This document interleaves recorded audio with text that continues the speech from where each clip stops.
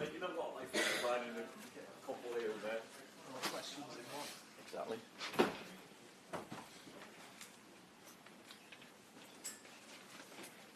Sounds like golf, mate. Shit.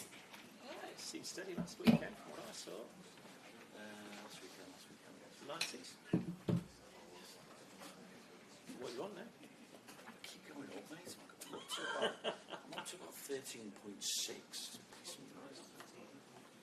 I played SNA on Sunday. 2 birdies. I'm absolutely flying. I was humping it down as well. Probably because you weren't trying to hit it. So in that, I had about 36 points. Happy days. Me and my mate Totty beat our other mate Steve and played 5 and 3. Thanks for coming. Exactly. It was like, doors that way, go on. I haven't checked that. So what am I up to now? I bet I'm 13.7 now or something. 13.6. Yeah, I have been going like relatively steady, and then I've had a bit of a blip, then back, and then blip. So it's irritating. Look at that for Yeah,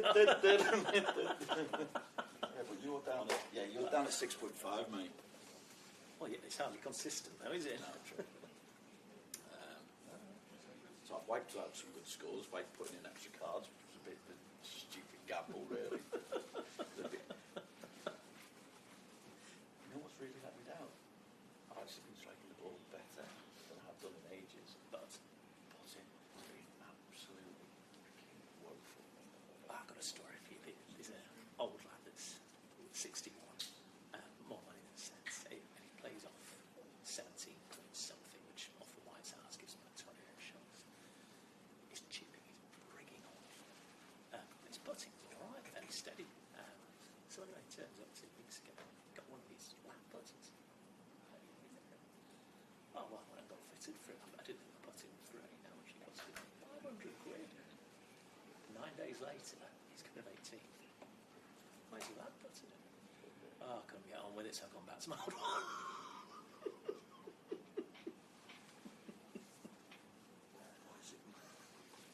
At what point did you think playing off 17 point whatever, spending 500 quid on a lab putter was the answer? Manufacturers take it. Oh gosh, yeah. Liverpool Boston drivers, they're not irons. I refuse to buy any. Well, irons are different. Woods, I won't buy anything brand new. The Callaway, I've got like this second sight.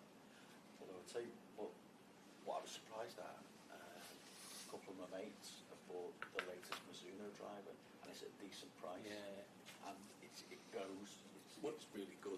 Well, at the start of this summer, I changed out my driver for one of these Paradigm Triple Diamond ones. Yeah. Got it for 180, brand new, it's 530. Yeah, but that's got the Paradigm. Callaway, yeah? Yeah, really nice. Forgiving, adds at least 10 yards to each drive. It's good. But, again, there's not a holy chance in hell I'm paying over 500 quid for it. But the technology has changed over time. Because for years I had one of those old Odyssey 2 putters that Faldo used to win the Masters. At the end of last summer, I thought, I've got 200 odd quid in my current account that I can't spend anywhere else. So I'll have a look at the putters. There's one for 300 quid, which felt nice and went with the pro, what have you. So for the sake of 70 quid, I'll buy it.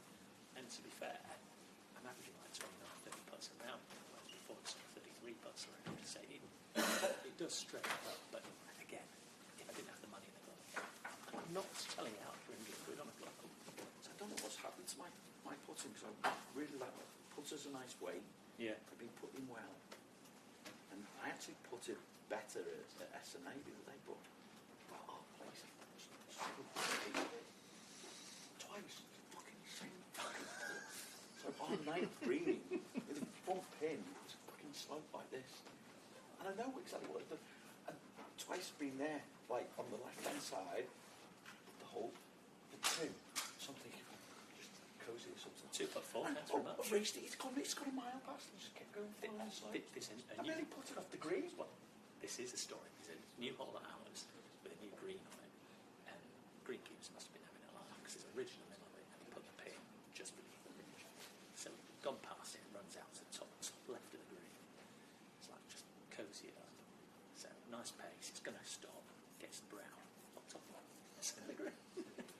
stop that. It's ridiculous. It's like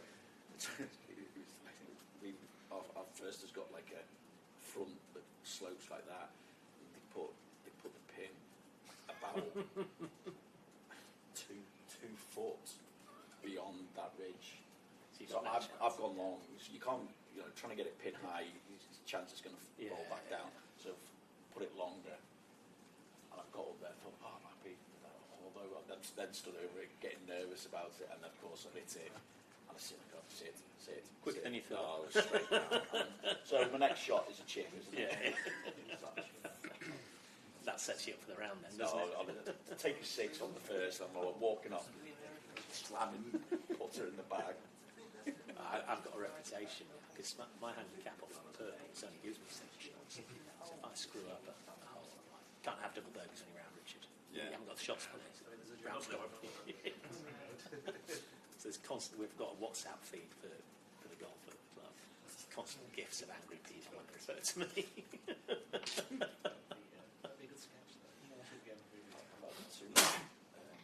Placed 2 broken shots this summer as well. One was very strange, as in the grip broke in my hands as I screwed the ball.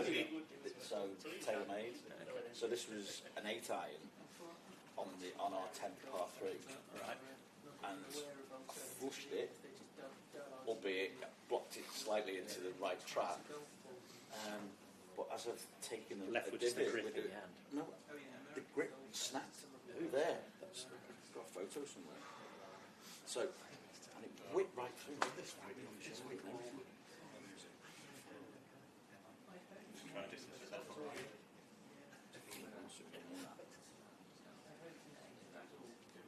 Well, 3.5 years ago, I bought some Callaway Apex irons.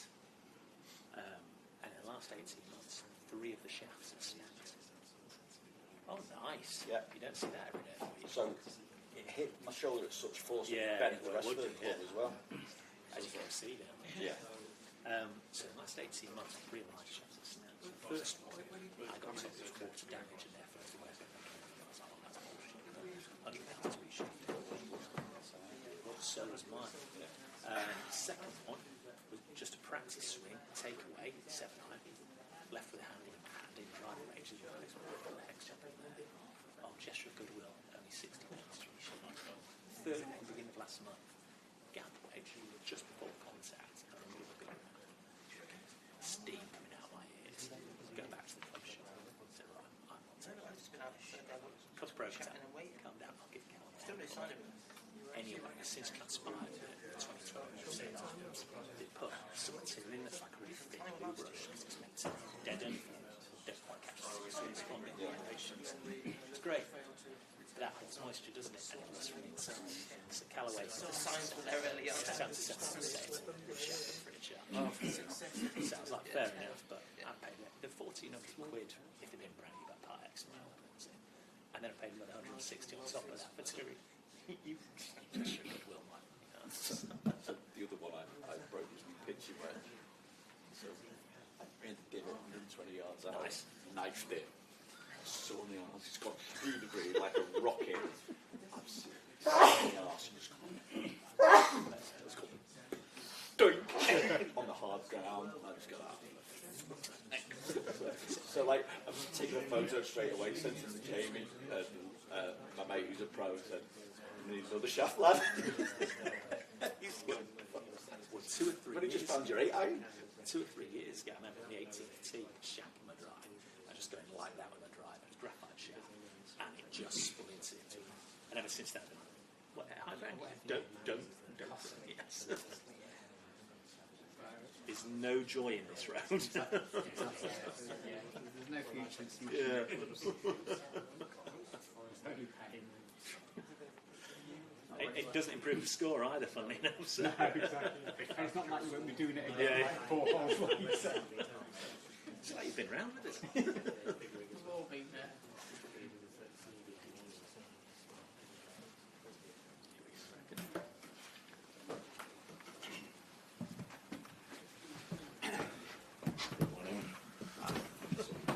You're back to your old. Morning, Anna. Morning. You well? I am. Good.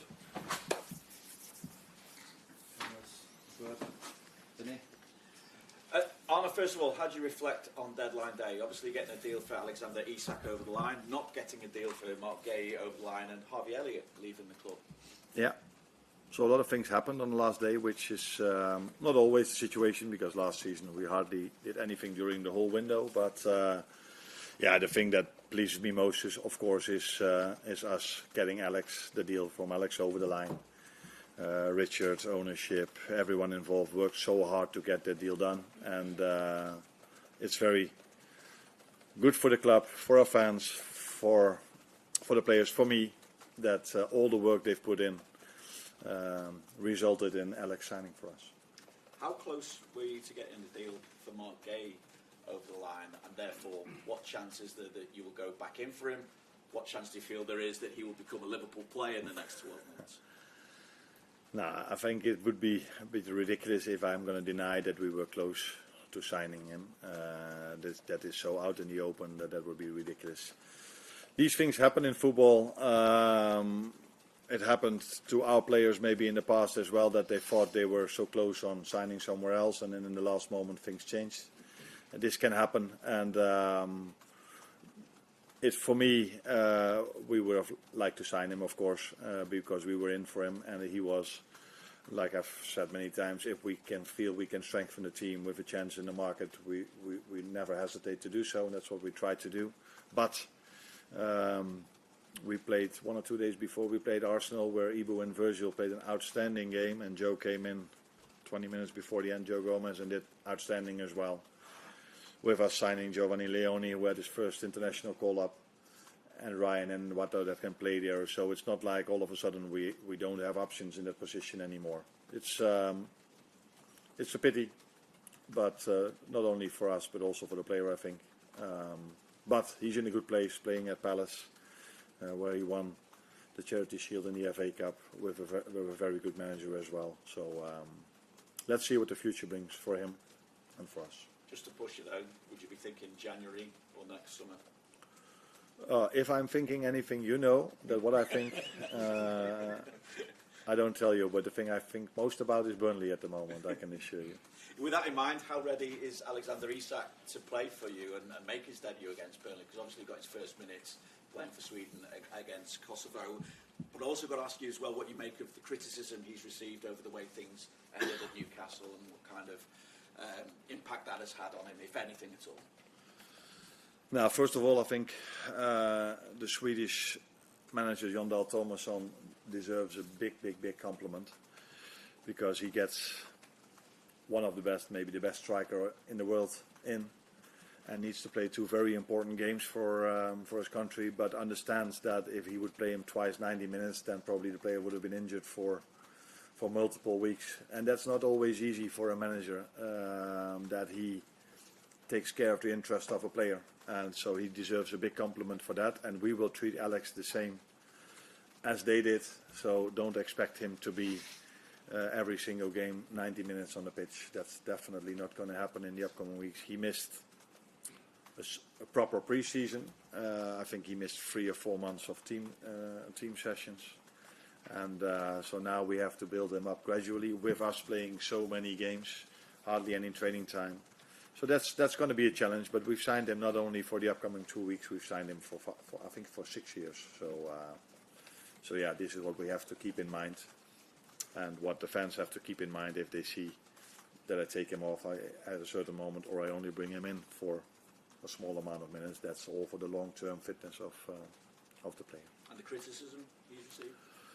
In football, there's always criticism.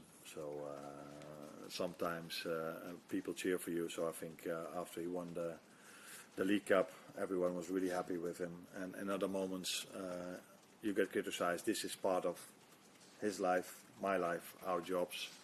And now he's a player from us, and I'm really happy with that. So we did mention Harvey as well, just obviously deadline day, Harvey. Yeah. Another positive thing, I think, not only Harvey, but if I look at Luis Diaz, how he hit the ground running at Bayern Munich is a big compliment for our performance staff and the people that work in this building. So every time a player leaves, Tyler Morton does really well at Olympique Lyon. So that tells you how we bring players to other clubs. And Harvey is in a very good place, going to a very nice club with Aston Villa. I think it's in the interest of everyone. He didn't get the playing time he probably deserved for the quality player he is. And he conducted himself always so well. So it wasn't only when he said that this was his club that he wanted to say this to the fans. He acted inside with him not playing so much, but he was always doing what was in the best interest of the club. So he deserves a big compliment for that. I know everybody always talks about Mo and Virgil and the others if we win the league, but players like him were definitely also the reason why we could win it, because he always was positive, and if he had to play 5 or 10 minutes, he helped the team.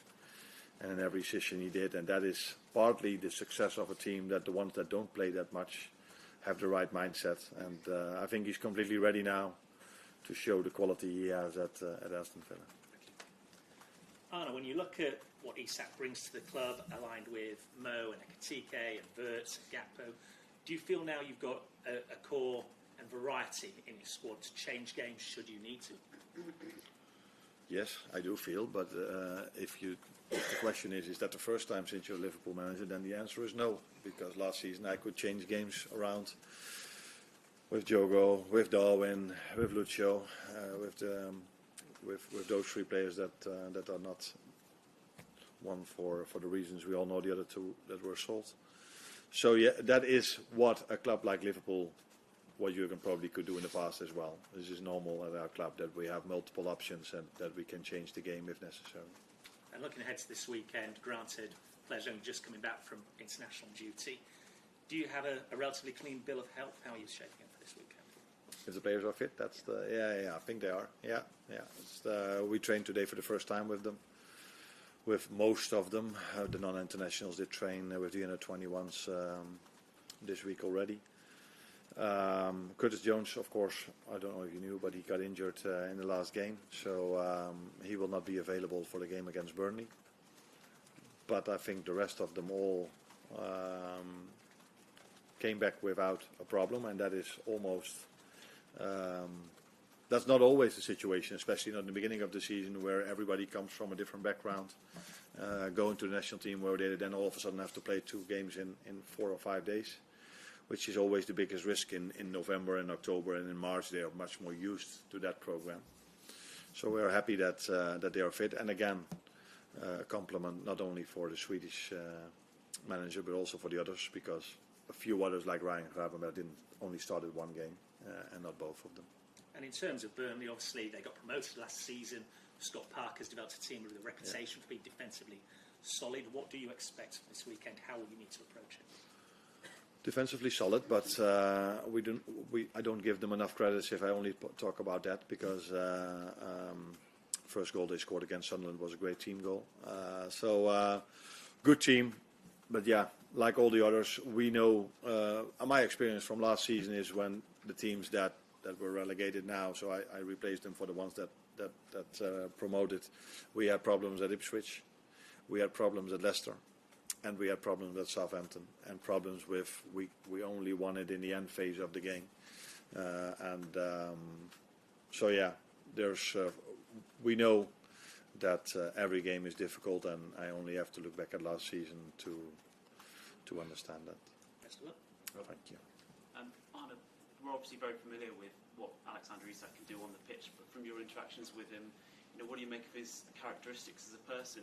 At Newcastle, he seemed very, all business and able to kind of separate the emotion in a really kind of focused way. Do you think that's maybe even helped him across the summer, and is that anything that you see? Yeah, maybe people don't believe me if I give you this answer, but I haven't spoken to him that much. So I spoke to him after he signed by phone, because he had to go to the national team. And the way I, 99 out of 100 times, treat my players during international breaks is I leave them for the manager that they are working with over there. So I text him maybe now once or twice because he's new to us, wanted to know how he did. But I do have to get to know him as a person much better in the upcoming days and weeks. But although we find it very important how someone is to because we have such a great culture here at this club, we mainly sign a player also for his qualities, and therefore I don't need to call him. We faced him a few times. I faced him a few times, and I know what a quality player he is. And with how the deals worked out, getting done for Isak on deadline day, but not for Gahey, do you see any changes in modern football now where for players to truly get what they want, they might have to take things upon themselves, or do you think they were just individual circumstances? The last one, I think. I don't think you can compare any situation with another. Different ownership, different situation. I think you cannot compare these. I'm really happy that Alex signed for us, because I did feel all the way that we needed an attacking player extra, and so happy that we could bring in the one we wanted from the start. Hi Anna. Your first defeat last season came straight after the first international break against Nottingham Forest. I just wonder if there was anything from the circumstances last season that have helped you prepare for the first game after the international break this time round? Now, if there's anything I've learned from that, then we implemented that already last season, and I think it was the only time that we lost a game after the international break. But it's always difficult. You never know what is exactly the reason. At that moment of time, I was maybe a bit focused on us, the first one after the international break, but looking at the season Forest had after that, I think it has much more to do with their quality than it had to do with the first game after the international break. Mm-hmm. And I just wondered how Chiesa has reacted to not being selected in the Champions League squad. Of course, that is one of the most difficult things you have to do as a manager. For a player not to play is not always easy to tell him, but not to be in the squad is always more difficult. And I just explained him why we made this choice, and of course he wasn't happy with that, but I think he understood my arguments. That's not to say that he agreed with them, but he didn't tell me, by the way, that he didn't agree with them, but he gave the answer you want to hear from a player, that he will be there to help the team in all the in the cups and in the league, and that's one thing to say, but I think he also showed this because he wasn't selected, but he worked really hard in these days to be ready for the upcoming games, and that is even more important than what a player tells you. Thank you. Mark, last question, please. Hi, Arne. You scored more goals than any other team in the league this season without creating a massive amount of high-value chances. If you look at the expected goals average, I think it's just over one a game. Against a team like Burnley, who appear to be really happy to concede possession, how do you make sure that your time on the ball is as efficient as it can be? Yeah. To implement as best as possible the way we want to play, but in the end, the final third is mainly for we do certain patterns, that's also clear, but it's also a form of the day of our wingers mainly, because you end up, because of their playing style, mostly on the side. So the better they are, the bigger threat they are, the more chances we will generate, and then it's 9 out of 10 times also about the score. Because if you can score an early goal, that normally helps you in a game like that. And if you don't, or even worse, you concede a goal in the beginning, that gives even more energy to the other team. So there are so many factors going into a game like that. But as always, we are hoping that our attackers can make the difference. And that's what they have to do every single game, attackingly, but not only attackingly, because if we lose the ball and we're really good in our counter-pressing, that can generate chances as well. So yeah, that is for me the biggest lesson of our game against Arsenal there, where in the first half we weren't front-footed enough in terms of our pressing. And in the second half we were. I think Arsenal were front-footed in the first half in terms of their pressing. We were that the second half, and as a result of that, I think we deserved to score the goal in the second half, because we already scored one, which was fractionally offside, and we were getting closer and closer, and in the end I think we even deserved to score that goal based on the second half, not based on the first half. Thank you, yes. Cheers, Anna. Just a second, Vinny. Not quite.